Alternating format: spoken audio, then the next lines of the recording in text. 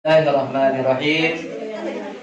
Assalamualaikum warahmatullahi wabarakatuh.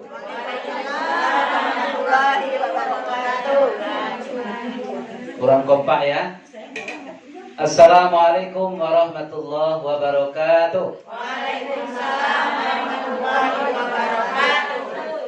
Alhamdulillah. Alhamdulillahilladzi an'amana bi ni'matil iman wal islam. Asyhadu an la ilaha illallah wahdahu la syarikalah wa asyhadu anna Muhammadan abduhu wa rasuluhu la nabiyya ba'dah. Allahumma fasholli wa sallim wa barik ala sayyidina Muhammadin wa ala alihi wa ashabihi ajmain, amma ba'du.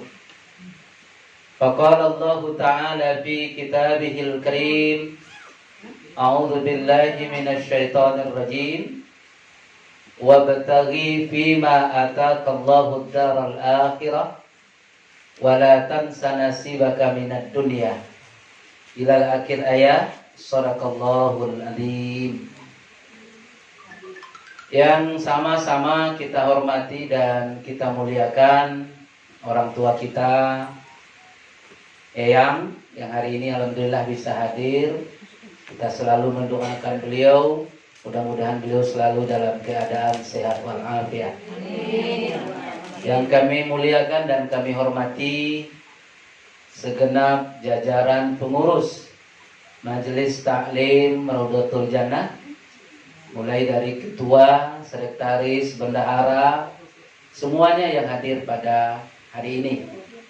Wabil khusus yang saya muliakan dan saya sayangi, bunda-bunda solehah, mudah-mudahan semuanya merasakan seperti di taman-taman surga.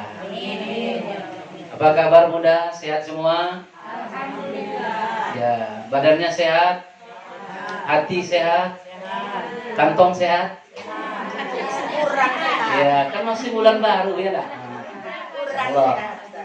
Sehat tidak sehat, kita ucapkan alhamdulillah. Kita bersyukur kepada Allah, hari ini Allah memberikan kita nikmat yang sangat banyak. Terutama yang sangat besar itu nikmat Allah ialah nikmat iman dan nikmat Islam. Dengan itulah bisa kita hadir hari ini, sehingga majelis kita masih eksis istiqomah sampai hari ini. Betul? Mudah-mudahan kita berdoa istiqomah kepada sampai ke akhir hayat kita masing-masing.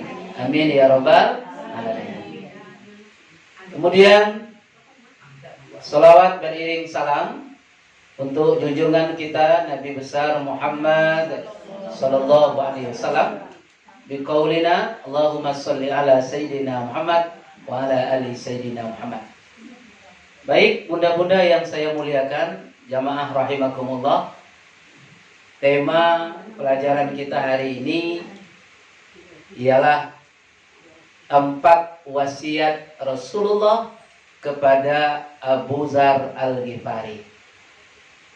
4 nasihat Rasulullah kepada Abu Dzar. Siapa itu Abu Dzar? Abu Dzar ini bernama asli sebelum beliau masuk Islam, namanya Jundub bin Junadah. Jundub bin Junadah. Dia tinggal di suatu kampung, namanya kampungnya Al-Ghifar. Letaknya di mana Ustaz? Antara kota Mekah dengan Madinah. Kampung itu dulu terkenal dengan kampung orang-orang yang agak sedikit, maaf, banyak orang-orang jahat, kemudian merampok kafilah-kafilah perdagangan yang lewat. Jadi kampungnya disebut, ya kalau istilahnya bolehlah kampung penyamun, kampung begal kalau sekarang ya. Nah seperti itu. Akhirnya si Jundub bin Junadah ini mengutus salah seorang saudaranya ke Mekah. Untuk apa? Untuk mendatangi Muhammad Rasulullah Sallallahu Alaihi Wasallam. Ayo bun, ini masih jauh ini. hatinya nggak dengan saya tahu lah apa yang terpikir. Oke? Udah di sini? Udah? Nah, tadi gak buyar ya. Nah, baik, kita lanjut ya, tenang-tenang, pelan-pelan, biar kita paham. Setelah diutus, karena si Jundub ini bin Junadah ini dapat berita bahwa kata orang Muhammad itu adalah seorang pembohong, seorang penipu, seorang tukang sihir. Akhirnya dia utuslah saudaranya. Sebulan, bahkan ada yang mengatakan riwayat sampai 1 tahun, saudaranya ini melihat bagaimana sebenarnya Muhammad Rasulullah Sallallahu Alaihi Wasallam. Tapi akhirnya dia dapat satu kesimpulan. Selama dia melihat kondisi keadaan Nabi Muhammad, tidak sedikit pun terlihat apa yang dikatakan oleh orang-orang Arab, terutama orang-orang kafir Quraisy ketika itu. Sampai dikatakan oleh saudaranya, maaf, saya tidak melihat satu pun tergambar di wajahnya kebohongan, ya, ketidakjujuran, kedustaan, bahkan kebencian. Dia adalah orang yang memiliki sifat yang jujur, sifat yang amanah, sehingga orang-orang Arab banyak sekali menitipkan harta bendanya kepada Rasulullah Muhammad Sallallahu Alaihi Wasallam. Mendengar berita itu, yang ketika itu Jundub bin Junadah ini masih dalam keadaan belum beriman, masih kafir. Akhirnya datanglah keinginan dari hatinya, kemudian dia berangkat menjumpai Rasulullah. Lama dia baru berjumpa, dah 7 hari baru ketemu dengan Nabi. Sekali ketemu, terlihatlah di wajah Rasulullah wajah yang begitu tenang, yang begitu adem. Kalau misalkan sekarang lah, melihat wajahnya saja lupa hutang piutangnya, lupa kredit rumahnya itu.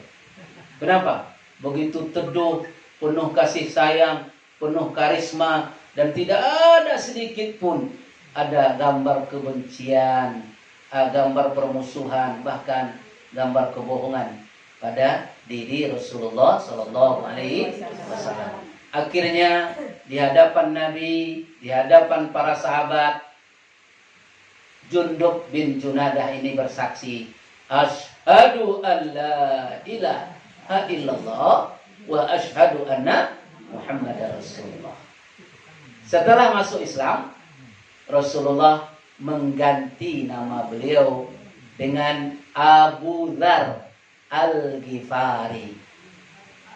Nah, Abu Dzar itu nama yang baik, ya, dan kebetulan dia berasal dari desa Al-Ghifar. Maka bernamalah dia Abu Dzar Al-Ghifari. Al-Ghifari. Ghifari ya. Abu Dzar Al-Ghifari. Dia juga pernah menaik ke pohon kurma ketika hijrah dari Madinah. Naik ke pohon kurma, melihat apa? Melihat wajah Rasulullah. Dari jauh dia lihat, rupanya wajah Nabi begitu tenang, begitu sejuk, sampai tidak ingat dia di atas pohon kurma. Akhirnya apa? Dia sampai berseluncur ke bawah. Akhirnya lukalah dada-dadanya semua. Setelah ditanya oleh Nabi, hai Abu Dzar, kenapa dadamu? Aku tadi melihat wajahmu dari jauh ya Rasulullah.